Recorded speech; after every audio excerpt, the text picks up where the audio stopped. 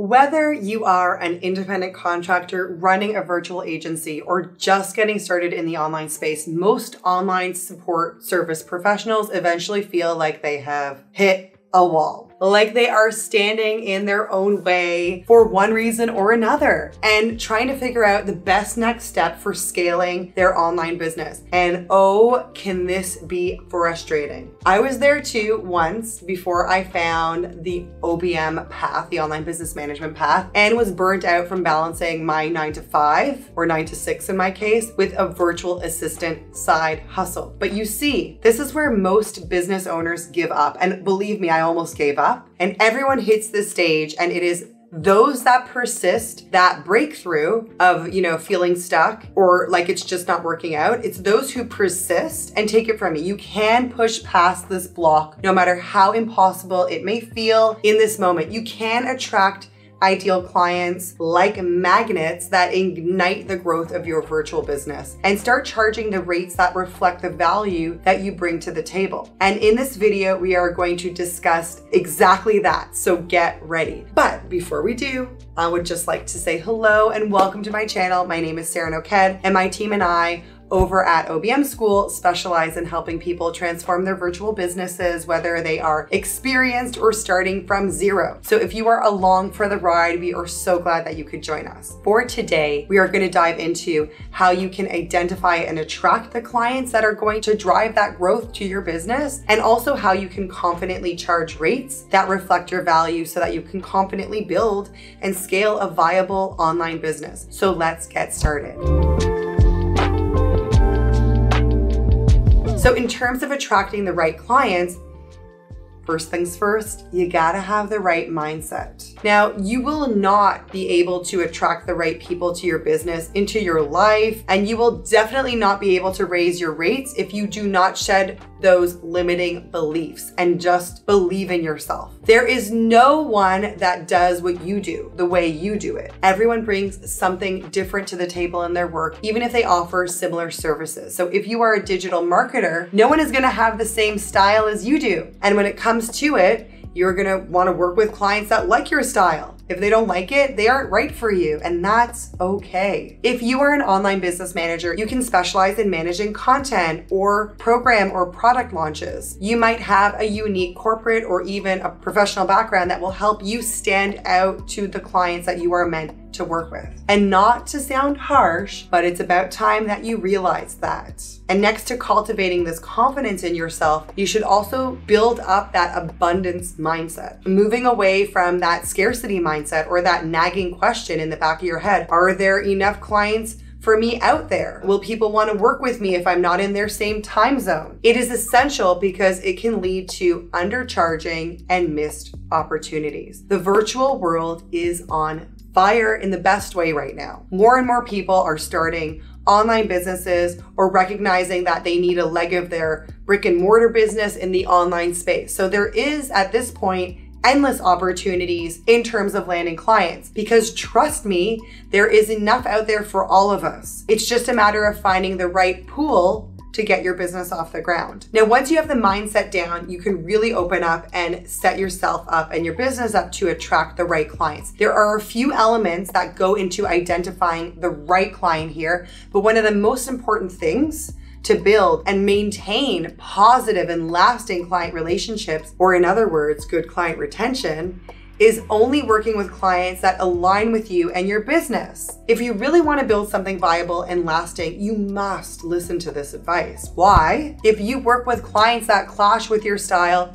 your standards, your personality, you are limiting yourself in terms of getting glowing client testimonials, fantastic reviews, and will ultimately find yourself in the same position as where you started, standing in your own way. When you finally find and start working with a client that aligns with you, your success is going to snowball. And this extends to every aspect of your business, your social media profiles, your website. It should align with who you are, what you can offer, and who you want to work with. When all of this is aligned, this is where you are going to start attracting more and more of those ideal clients. clients, which will allow you to scale your business like you never, ever imagined possible. Now, if you want to learn more about client retention, check out my video on client retention strategies for online service professionals. I'm going to pop that link in the description below, but I recommend you check that out after. Some other things you should look for when screening your clients, your ideal clients, are things like their revenue. So, if you're an online business manager, your clients need to be making at least 6 figures in gross annual revenue to be able to afford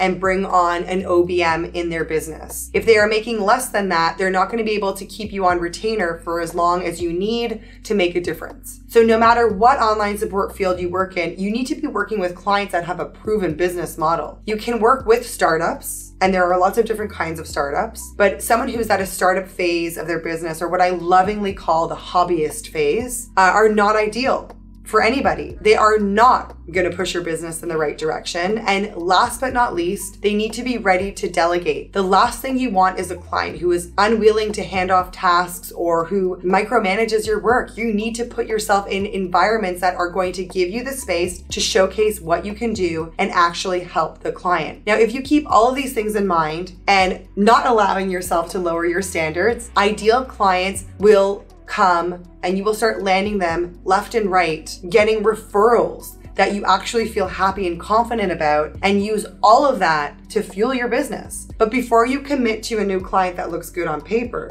there's one thing that you should do and need to do: vet your potential clients so that you both walk into this arrangement, this new business working arrangement that you feel 100% confident about. There's definitely another key to long-term client retention here, and it can never hurt to feel out a new client or a business before you start working with them. So how do you go about doing this? At the start, you want to screen them based on the checkpoints that we have just discussed in today's session. Do they have a proven business model? Are they willing to delegate? Do they align with you and your business? If yes, then please, for my sake, try on a test project for size. Something small with a clear start and end date. It could be an audit, it could be a strategy session, it could be a piece of copy that you create for them. Get a feel for what it's like to work with a client and their team before you commit to a long-term retainer. I know that might feel very counterintuitive. It did for many years for me, but I want you to make sure that you have longevity with this client and potential for growth, and that you mesh together on a personal level. If yes, and the dating project goes well, then you are good to go for a long-term retainer and ride off into the sunset. This really brings me to the second part of today's video, something that goes hand in hand with attracting the right clients. It's having the confidence to charge the rates that reflect your worth. So other than the mindset shifts that we discussed at the beginning of this video, what else can you do to start charging higher rates? The first thing you can do is move away from hourly rates and into value-based pricing. The more and more you do your job, the better you get, but it takes you less time to do it. So even though the amount of time you spend on a task may decrease,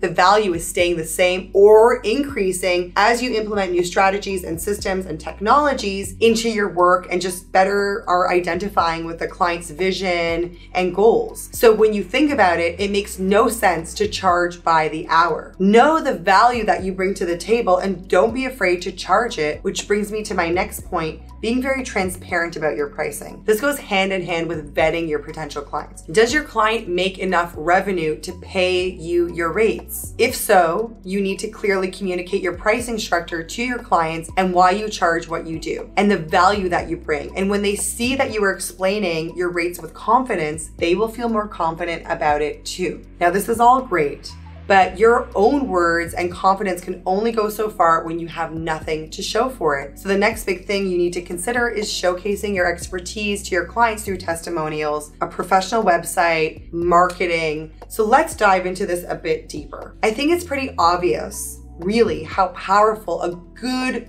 testimonial can be. You can use them as case studies on your website and email marketing. You can slip them into your social media, and you can include them in your engagements and conversations to new clients. If you want a fuller picture on how to make the most out of client testimonials and get ones that really count, then make sure to check out our video on how to ask for and receive great client testimonials. I'll pop the link for that video in the description below. And in addition to having stellar testimonials and highlighting your skills on your website overall needs to be professional. I'm going to ask you an honest question. How do you expect clients to trust you with their business if your business looks like a hot mess? Your website is often the first impression of you, even if it is a referral client. They are gonna look at your website and they will judge you for it. So you wanna build something that showcases your skills, your portfolio, your testimonials in an organized and clear way. And this is actually something that we work on inside of OBM School. Our accelerator and our accreditation students get access to our website template, which helps them make a professional website without feeling like they need to start from scratch. So if you wanna learn about our programs and what they offer, you can check them out by following the links below or just heading to obmschool.com. Now, let's talk numbers. If you've worked with clients in the past, there is no truer testament to your ability to perform than numbers. Clients are gonna wanna know if they are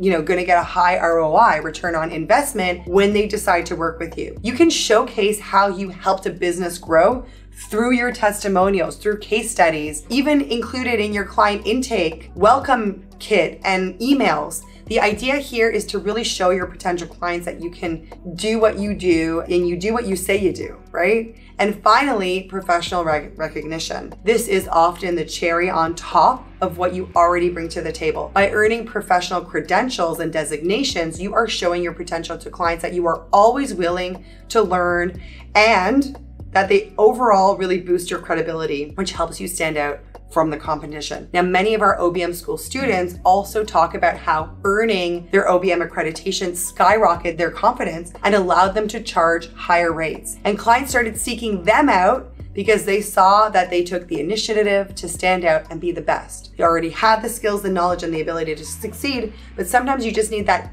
little extra push and experience to prove to yourself that you have all of the makings to be a really solid OBM. Now, if you're interested in the OBM path and earning professional designation and recognition in the online space, make sure to check out our OBM accreditation program over at obmaccreditation.com. If you want to learn more, you can follow the link. I'm going to include it in the description below. Okay, that's all for today's video. I hope you are feeling a bit more confident about attracting and sticking to those ideal clients like glue and charging rates that you feel good about. And if you're thinking, wow, I'm so ready for even more, then make sure to check out our other videos and subscribe so you don't miss any that are coming soon. Hope to see you next time.